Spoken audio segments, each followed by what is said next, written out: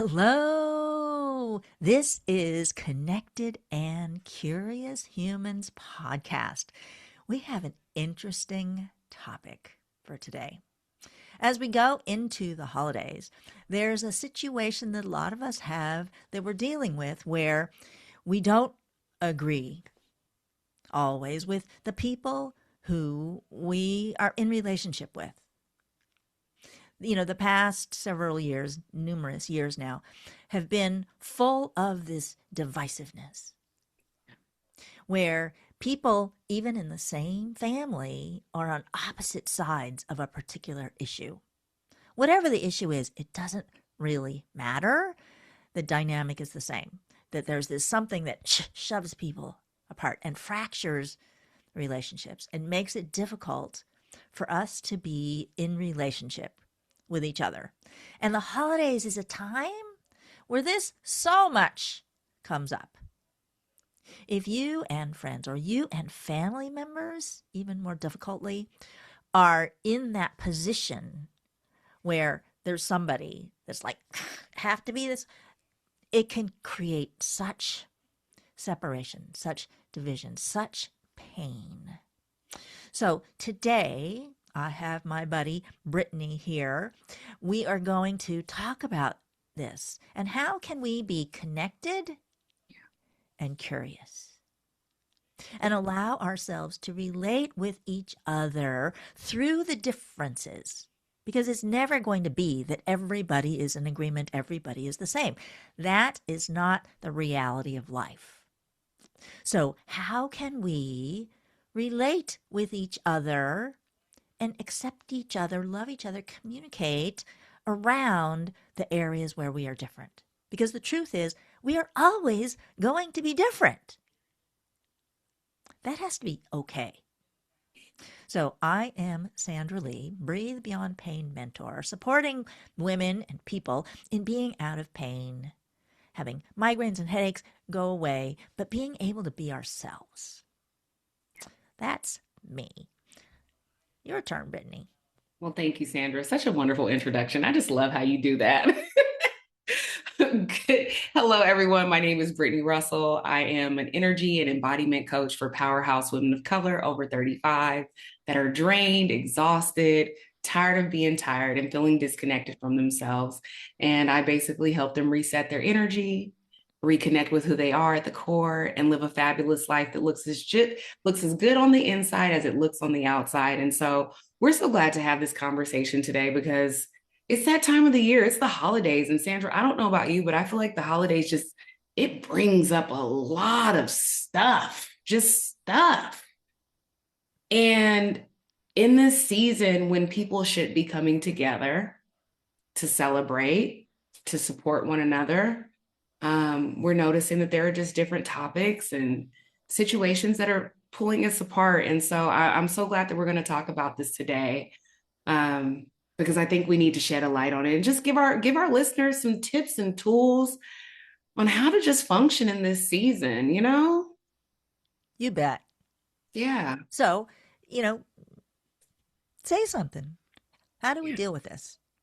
Yeah. So it's interesting because I often reference, and I'm looking up because I'm just always thinking, I often reference my relationship with a lot of my friends and family, even colleagues. I mean, I've always worked with people who have had different political beliefs, religious beliefs, and I have learned how to still maintain relationships, although there may be differences. And we're human. It can be difficult sometimes. Let's be honest. I don't want to ever paint a picture like, oh, it's just perfect. No. There are times where it can be difficult. But one thing, Sandra, that I do is I choose to see people through who they truly are, beyond the beliefs, beyond whatever it may be, because that can get in the way of how you truly see a person. But it's like I was telling Sandra before, we were just kind of talking about this a little bit. Seeing people for who they are, respecting them for who they are. And guess what? I don't touch conversations that may trigger someone, either of us. Kind of leave it alone, If I know that it's going to start a debate, an argument, And it's not that I'm tiptoeing because I can't, I will say this. You can be curious and ask questions. If you're curious, ask because maybe you want to understand the person's thought process, their perspective, and there's nothing wrong with that. But then I will also say on the other end, you have to respect if the person doesn't want to talk about it. Maybe they're not open to sharing that. So it goes both ways, but just truly understanding people for who they are at the core and loving them from that place. That's just something that I'm practicing in this season. It works for me. It may not work for everyone. That's just Brittany's antidote. Well, this podcast is connected and curious. How can we stay connected with people and love them wherever they are? Be curious about where they are and be okay with having differences of opinion. Yeah. It's important that we be able to have differences of opinion and still be connected. Yeah. Still love each other, even with the differences. Yeah. There's a theory that I have about 100% permission. Mm. And 100% permission is something that I developed with my clients, right? Where no matter what, when a relationship is important enough to me, my assumption is that no matter what happens, we can always get back to functioning and being good, right? Yes. Because sometimes things happen. Yeah. Arguments happen, misunderstandings, disagreements, differences of opinion, whatever happen, that's just part of being human. But if this relationship is important to me, then it's not breakable. There you go. No matter what, it is possible to, with communication and the intention to understand where the other person is coming from, to take a situation where there's been a fracture and be able to repair it. Yes. That it's okay, no matter what, for everyone 100% permission to be themselves. And if something happens, it's not breakable. That the relationship matters enough to me that we can find a way through it, no matter what happens. Yes. Sandra, it just dropped on my spirit. One of the reasons why this is so, so important, where you don't let the differences cause you to stop communicating for long periods of time, or and like I said, if the relationship really, really matters to you, I want to encourage anyone. This is just something I felt that needed to be shared. Make it right. Make it right. There's one fear that I have, Sandra, and that is the fear of not telling someone I love them, I'm sorry, I miss them, I was thinking of you, because it was too late and they've already passed away. That is something that I think about often. And I know some people may say, oh God, wow, that's a little more. No, no, no. That comes across my mind. I say, gosh, what if something were to happen to this person? How would I feel? And I don't want to live with regret. I know what it's like to not have had the opportunity to say something to someone because they've passed away. Mm. And I could have said it while they were alive. I don't want to live with that. And that's just something that I felt, make it right. And I think one of the biggest things when I say make it right, what does that look like? Communication is one. We have to be able to sit down and talk about it, and talk about it in a way where, we're listening, we're receiving, we're giving each other the space and opportunity to share what we feel, what we're thinking, how it affects us. And we're agreeing that, hey, we may not, see eye to eye all the time, but we love each other. And that's what's important. because it's just not worth it. It's not worth it. And so if you are in this season where, you're noticing it's difficult to have certain conversations or be around certain people, I'm thinking as an energy coach, pay attention to how people make your energy feel. But when you notice that you do have enough energy, have the conversation, make it right. Let's look past it because life is so, so short. And that's such a cliche. Life is short. No, but life is really short. We can't sit here and think, oh, if I see this person tomorrow, you may not see this person tomorrow. Tomorrow's never guaranteed. So how can we find ways, Sandra, to kind of look past some of those things that are really just keeping us from building and maintaining our loving relationships with each other? It's really hard for me to have things be staying in conflict. If something is not complete for me, I keep thinking about it. If there's anything that happens where I can't let it go, then I know it's not complete for me. Yeah. And I have to figure out how to get back to the point of being complete. Because if I am like mulling over something, a conversation or whatever, and it's like I'm losing energy there and I can't focus, I can't do something else. So having this completion is so important to me. Yeah. I want to finish off whatever it is that's unresolved. And like you were saying, communication is my way of getting there. Do I need to call them and have a conversation? Hey, this happened. And, what did you mean? Or this is what I have to get to the point of being complete Yes. with whatever it is that happens so that I can let it go. And hopefully the intention is that the important relationships continue to exist, continue to be there. But that's my standard. Am I able to be complete and not have something niggling on my mind? Yeah. Ooh, that's a good one. And as you were saying that, I was literally thinking to myself, okay, when is the best time to have these conversations with people? This is a I have to laugh because sometimes we choose the wrong time to hold these conversations and it backfires. I am laughing because I'm speaking from experience. What I always encourage people to do is be very mindful of when to have these conversations, okay? Family gatherings, parties. It just depends. You got to get a feel with things. You got to pick up and determine, okay, should I do this now or maybe this is not the right time.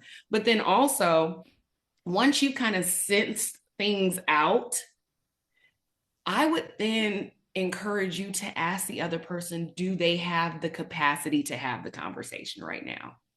Out of respect. Because while you may be ready, the other person might not be ready. And it's not going to go well if you're ready and they're not. You want to make sure that you both are at the place where you can calmly talk this out and then start to address whatever it is that's keeping, you two from not speaking or not loving each other. Sandra, what are your thoughts on that? Oh, this is something that I learned through human design. Mm. And according to human design, there are some people that are designed and able to initiate a conversation, and there are other people who need to wait for a sign, or there are people who need to be invited into Mm. anything. And learning that through human design, I developed this way of starting conversations that I think applies to everybody. Whether or not you are somebody who can initiate, like Mya Manifestor, or somebody who needs to respond, or somebody who needs to be invited. This, in my opinion, is just like good communication skills. So, whether or not the conversation is going to be difficult or challenging, but certainly when it's going to be potentially difficult or challenging, ask somebody before you have the conversation, Yeah. hey, I'd like to have a conversation about something. I think this is going to be important. Mm. Would you be open to having a conversation? If they say no, don't go there. Just saying. Because Yeah. if they say no, that means they're closed about it. Yep. No, I'm not willing to have a conversation with you about this or about anything or whatever. You Yeah. want to know that if that's where your person is. Okay. And when you interact with people this way, you train them in what to expect in interacting with you. However, it is you are with people, you have trained them that that's what's to expect. And if in his story it's been difficult, that's what you've trained them.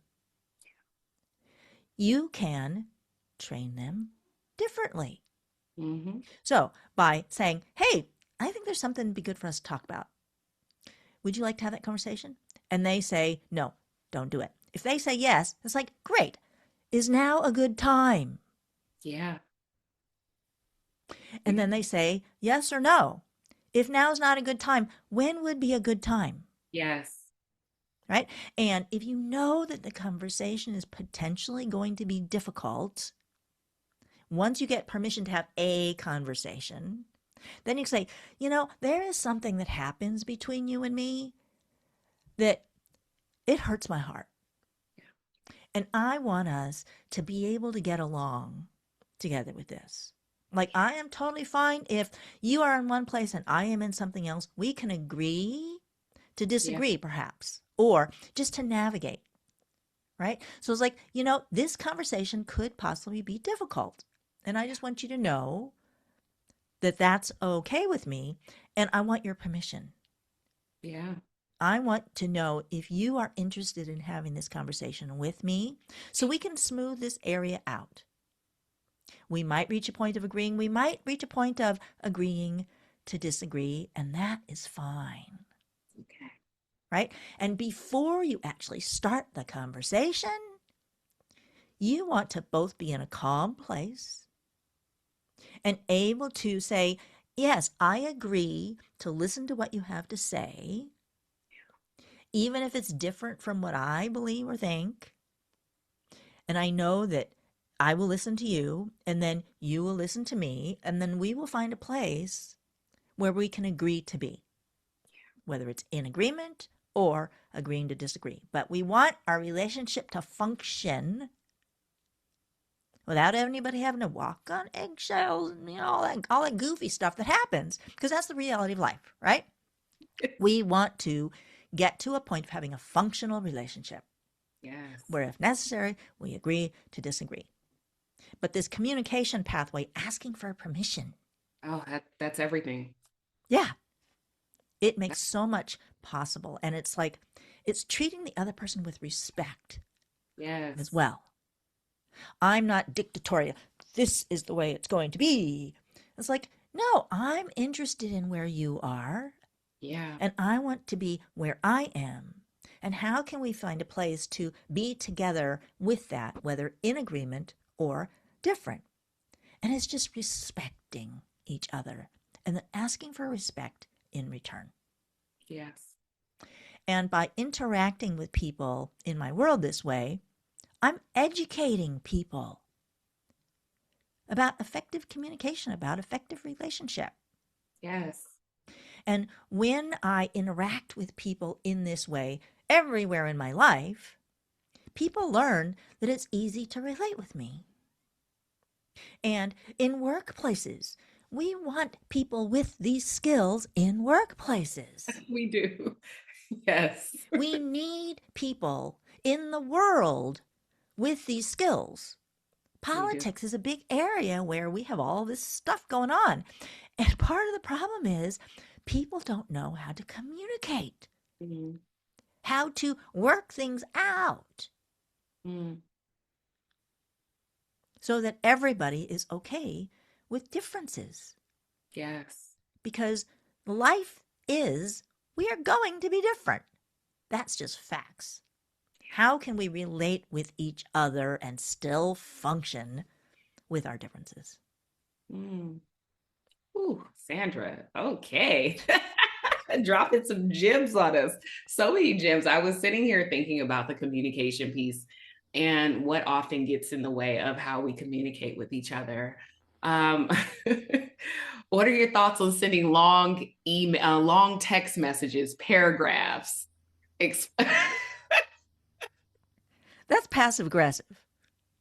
We are in that age where people, and I've been there too. I only laugh because I've been that person before. But sending a long paragraph text message, just, explaining what I've learned, Sandra, is nowadays people don't even read them. They look and they're like, oh no. Mm-mm. Mm-mm. So I want to encourage you, have if you can, if the environment is safe, that's key. And when I say safe, I'm talking about psychological safety. You feel comfortable to open up, then try to have these conversations in person and ground yourself before you get ready to have the conversation. That is so important. That's something that I do. Whether that's taking a moment to just do some deep breathing exercises, maybe it's taking a walk in the park, just kind of getting my thoughts together. How do I want to address this? Maybe me talking to someone, that I can trust, that I know that's going to give me sound advice. Or then maybe it's just sitting in silence for a moment, just to really hear my thoughts, and what I'm really feeling in this moment, to truly be able to express that calmly and with clarity, because I think that that makes a difference.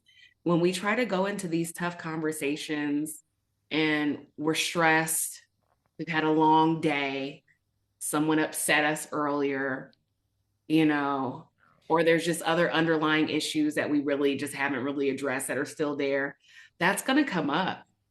So you want to walk into these grounded. And I'm just curious, Sandra, do you have any grounding practices that you would advise our listeners to use before they set themselves up to have these conversations? Yeah. If I forget to give you that, then remind me because Yeah. I'm gonna respond to the text thing. I have never had a text conversation like that. Like never. I cannot imagine because, like I said a minute ago, it's passive aggressive. It You is. are taking a situation where the person is not able to respond Yeah. and then blow out at them. Yes. It's like, how rude is that? Yes. Because the person isn't able to defend themselves or respond until it's their turn to send a text back. And it's Yeah. like, that is so not functional. No. It's manipulative. And so, if you know somebody who Yeah. operates like that, I think it's possible for Mm-hmm. you, as the person who is taking control of the conversation with an intention to heal, it's possible to interact with someone who communicates like that to create something different. Yes. And to start it, like I was saying earlier, it's like, say, hey, you're someone who matters to me. And there is something that is happening in our relationship that I'm not okay with. Mm-hmm. We're having a hard time communicating and relating with each other. And I really want to heal that and reestablish a foundation where we can really relate with each other and communicate and love each other, right? But ask permission before having to do a conversation and then say, hey, when you text me this, it's like, whoa, what's happening? It's like, the truth is, I don't read the text. Or it sounds like you're yelling at me through the screen and it hurts. And, our relationship matters to me and I want us to create something different. Can we talk about it? Yeah. Yeah. So, Mm. what was it you said? Yeah. No, Sandra, thank you for touching on that because, like I I said, know you wanted like how to be grounded. Yeah, so like basically. some grounding techniques Yeah, that, I guess our listeners could use as they prepare themselves to have these different difficult conversations. yeah. So anytime something upsets me, whether it's something somebody said or something on the news or whatever, something that causes me to have this stress response. Grounding, what I call grounding, is the easiest way to come back to being present. Mm. So, imagine yourself in one of these situations where you are upset, right? What is happening is I'm either stuck in the past or stuck in the future. Ooh. I am judging, remembering, feeling pain around something that happened long before, or I'm afraid about repeating something like that in the future. And I am not present. So the easiest thing to do is to get present. And the easiest way to do that is to pay attention to something physical, physical sensations. So it's like feeling the texture, feeling the air going in and out of my nostrils. Because I can do this when somebody is right in front of me, getting into this conversation where it's like, whoa, I'm getting all over the place here, right? They're still talking. I was like, okay, ground, right? Feel the sensations. Okay. So grounding is feeling the weight of your body on the ground and allowing the tension in my body. Is like, ooh, I got this tension, but it's like, let it release it all down to the ground. And then draw energy up from the earth through my body and out the top of my head so that I'm present and I feel supported. Right? There's this person over here that may be yelling and screaming at me. And the truth is, I'm not going to be listening probably because I can't. They're just blah, blah, blah. So if I am here paying attention to my body and feeling grounded, feeling supported by the earth, it enables me to be present. It enables me to be present with the person who is upset and love them from that place. If I am, I'm not present either. And I can't be of service to this person. I can't hear this person. Their onslaught is coming at me, and I'm trying to deal with it, maybe. But if I'm able to ground and be myself and let their onslaught just pass me by, that's how I would do it. Sandra, just so much wisdom. That's why I just love you. So much wisdom. Oh goodness, you make me smile. It's how you go about, describing it. You draw us in. I'm excited to see, I hope that this information is useful. And I was starting off with I'm excited to see because I see so many families broken up right now. I just got off of a phone call where a family's just at odds. And it's how can we get past this? How can we reconcile? Or we can come back together. Maybe, and I know some of this stuff is deep. I get it. Even with topics like politics, it can be deep. But how can we get past this and really just get back to just loving one another, enjoying one another, creating memories? That's my hope and wish for everyone. Because I don't want to hear any more stories, Sandra, where a person didn't get to say goodbye. They didn't get to say, I'm sorry, I love you, or truly express how they feel because you carry that regret for the rest of your life. Oh my God. Who wants to do that? Set yourself free from it now. And I think another thing that I was thinking about as we were talking about this is when you're communicating, sometimes you have to be the bigger person and say two of the most difficult words ever in life. I'm sorry. I apologize. Sandra, I've noticed that those words are very difficult for people to say. For me, I have had to learn through emotional maturity that there are times when I still may think that I was right.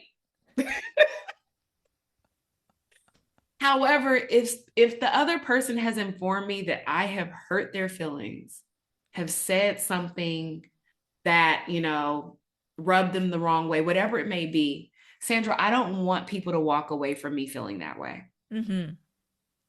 So I will apologize. It Just to doesn't make mean you're wrong. it doesn't mean it, It doesn't exactly. mean, yeah. Yeah. And it actually feels good. The more you can do it, the better you start to feel because it sets you free. And people learn to have respect for you. Mm-hmm. Yeah. Hmm. One more thing. So part of my deal is I talk about pain, talk about symptoms, talk about headaches and migraines. So when I have stuff going on that I am holding on to, that's unresolved, I'm not heard, whatever I am withholding, this is what becomes symptoms. Hmm. Ooh. When I am holding something in, I'm storing it. Hmm. I have tension. It leads to pain. It leads to dis-ease over time. For something to become physical, like a dis-ease condition, I have to have been experiencing it energetically for decades. If you have pain in your body, it's from stuff that's been held in. Unless there's an actual injury. But even though if there's injury, sometimes, there's mental and emotional stuff. So when we withhold, when we're not able to be ourselves in conversation, over time it becomes pain. Hmm. And I think of symptoms as being your body and your beingness doing whatever it can to get you to pay attention to something you have to address. Yes. And if you are having pain and not paying attention to what is it that it's trying to get me to address, then the signal has to get louder. One of my teachers says, at first, the signal is like a feather. If you don't get it when it's a feather, it's going to become a brick. And then if you don't get it, it's like, hey, we really got to get her attention. It's a 2x4. And if you don't get it, it's going to be a truck. Your body is trying to get you to pay attention. So this whole time, Brittany and I have been talking about how can we not hold ourselves in around our communication, our words, because there's differences between people. When we are able to express the truth of who we are and not lock it up, you're saving yourself from having symptoms and dis-ease. That's the bottom line, where the decades of not being able to be genuinely yourself with the people in your life, that's what leads to dis-ease. Hmm. So, like Britt and I have been talking about, find ways around it so that you get to just be yourself and enjoy being with people and not have to store all the garbage. Hmm. Ooh, Sandra, wow, that was a great way to land the plane. It made me think about the body keeps the score, and yes, everything you said is so true. I just want to say as we get ready to wrap this up, when we hold stuff in, it manifests within our body. It It does. really does. Yeah, that's just fact. It's the body and your unconscious mind doing their job. It's not a mistake. It's the way the body is designed to work. Hmm. So, what's your final message for today, Brittany? Difficult conversations are hard to have. I will say that, let me confirm. But I just want to encourage you that the more that you're able to prepare yourself to have these conversations with people, express what it is that you're feeling, really listen to them and what they're feeling and what they have to say. It's a freeing moment. It draws you closer. You have a better understanding of mankind. Okay. They have a better understanding of you. And you're able to get past the mess and just enjoy each other for the time being that you have. Gosh, let's get back to just enjoying life. There we have so much that we are dealing with these days. Ask yourself, is it really worth it? Some relationships, I mean, I let people be, their own agent. Some relationships are worth, cutting off permanently. Yes, yes, I get it. But if the person matters to you, like Sandra said, you'll do the right thing to make it right. And like she said, because I said the same thing, always start with asking for permission.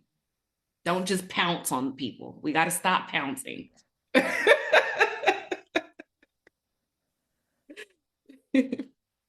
Tell us who you are. Brittany Russell, energy embodiment coach, helping powerhouse women of color over 35 that are drained and tired. This is what I talk about with my clients, Sandra. It's all intertwined, and I'm sure you do too. Because when we have great relationships, oh my goodness gracious, that's what life is all about, having great relationships, good health, great relationships. And I want to help you get there. Please feel free to find me on LinkedIn. We'll drop our information. But yeah, please feel free to connect with me and let's talk. Let's talk. What about you, Sandra? Oh my.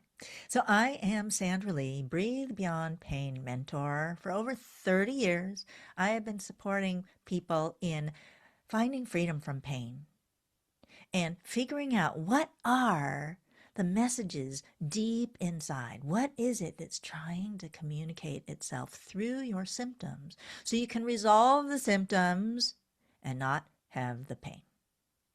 Mm. So, this is Connected and Curious Humans having a really engaging and timely conversation today. May you have wonderful holiday experiences, treasuring the people in your life, Yes. and have the conversations that matter. Thank you. It's Connected and Curious Humans.